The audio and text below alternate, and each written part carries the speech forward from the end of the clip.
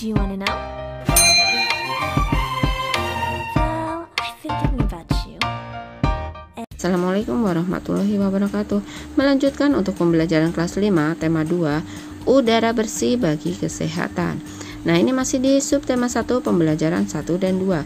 Teman-teman, untuk mendapatkan pembelajaran yang lengkap untuk kelas 5 itu link ada di deskripsi ya teman-teman. Nah, apabila teman-teman ingin menyimak pembelajaran yang lainnya, silahkan cek di beranda ada playlist. Nah, silahkan teman-teman untuk mengeceknya di playlist. Ada pembelajaran kelas 4, kelas 5 dan kelas 6. Nah, untuk pembelajaran yang pertama yaitu cara tubuh mengolah udara bersih. Nah, yang pertama mencari informasi penting dari teks ya. Ini karena muatan bahasa Indonesia. Nah, subtema satunya itu membahas tentang cara tubuh mengolah udara bersih ya. Nah, informasi adalah sekumpulan fakta yang menggambarkan sebuah peristiwa atau kejadian tertentu. Nah, informasi dapat membuat seseorang mengetahui dan memahami sesuatu. Salah satu cara memperoleh informasi adalah dengan membaca teks dengan cermat. Berikut contoh peta pikiran yang sesuai dengan teks. Wisata hutan Desa Bumi Gemilang. Nah, ini judulnya wisata hutan Desa Bumi Gemilang. Nah, yang pertama itu pertanyaan tentang apa?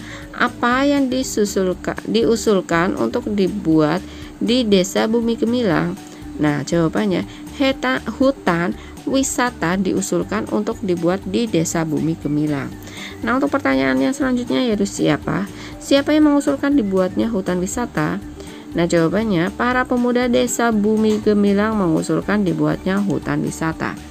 Pertanyaan yang selanjutnya adalah pertanyaan mengapa? Mengapa para pemuda mengusulkan dibuat hutan wisata? Jawabannya, karena mereka jenuh dengan mata pencaharian mereka yang hanya mencari kayu bakar di hutan.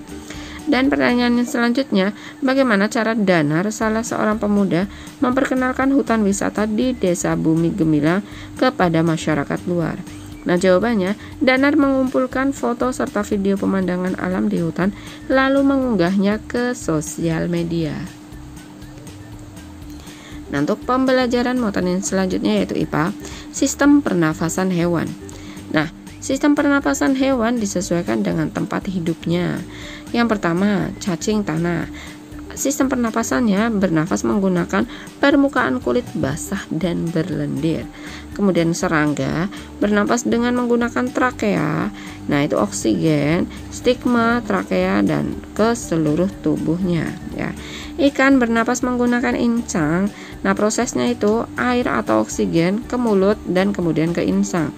Amfibi atau kata di air menggunakan insang dan di darat menggunakan paru-paru. Nah, jika reptilia bernapas menggunakan paru-paru. Prosesnya itu oksigen menuju ke hidung, menuju ke tenggorokan dan ke paru-paru. Burung bernapas dengan menggunakan paru-paru saat terbang menggunakan pundi-pundi udara. Dan yang selanjutnya, mohon maaf itu kepotong, mamalia bernapas menggunakan paru-paru. Nah, ini ya teman-teman, alat-alat pernapasan pada manusia dan fungsinya. Alat pernapasan pada manusia adalah paru-paru. Perhatikan alur pernapasan manusia berikut. Nah, udara masuk ke tubuh. Nah ya, ini jadi udara tuh keluar masuk ya dari tubuh ke tubuh. Nah, melalui rongga hidung. Masuk melalui rongga hidung, keluar pun melalui rongga hidung. Nah, kemudian menuju ke trakea dan selanjutnya menuju ke bronkus. Ya, ini baliknya juga dari bronkus ke trakea, keluarnya lagi juga ke hidung ya. Nah, ini kita membahas udara masuk dulu ya teman-teman. Jadi udara masuk ke tubuh melalui rongga hidung, melalui trakea, kemudian ke bronkus, kemudian lanjut ke paru-paru. Nah, begitu pula untuk keluarnya. Jadi dari paru-paru ke bronkus, terus melalui ke trakea, melalui ke hidung. Nah, udaranya keluar dari tubuh. Perhatikan bagian-bagian tubuh yang berperan dalam pernapasan serta fungsinya berikut. Nah, bagian-bagian pernapasan yaitu hidung. Fungsinya hidung itu untuk penyaring debu atau kotoran yang berasal dari udara. Kemudian, penyesuaian suhu dan kelembapan udara untuk memudahkan proses penyebaran gas dalam tubuh. Dan yang kedua itu ada trakea tenggorokan, itu penghubung antara bagian hidung dan paru-paru. Penyaringan kembali udara yang masuk dan mengantarkan udara tersebut ke paru-paru. Dan yang ketiga, paru-paru terdiri dari bronkus. Bronkus adalah dua percabangan dari trakea yang menuju paru-paru kanan dan kiri. Bronchiolus adalah percabangan bronkus.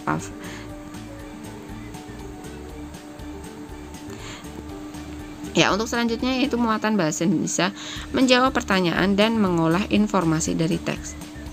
Terdapat beberapa pertanyaan yang harus kita jawab agar kita lebih memahami isi teks.